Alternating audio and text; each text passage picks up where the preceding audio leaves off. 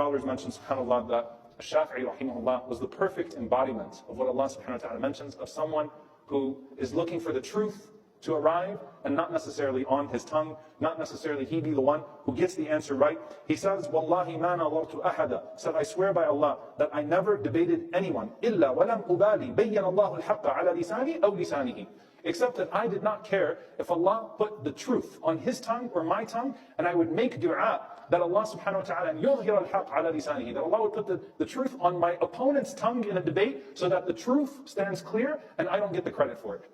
I didn't want to win the debate. I didn't want to win the debate. I just wanted the truth to be clear.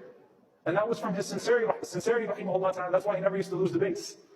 Because he was sincere in what he was trying to achieve. It wasn't about dominating an opponent. It wasn't about putting someone else down. It wasn't about coming out on top in any way.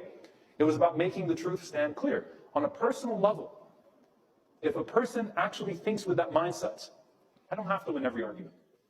I just want the truth to be arrived at in some way whatsoever. In my own personal relationships, you know what? It's okay. I can let this one go. I can hold myself back from this one. Ihtisab, with seeking the reward from Allah subhanahu wa ta'ala. Allah subhanahu wa ta'ala will allow that person to benefit from both their spiritual matters as well as their worldly matters.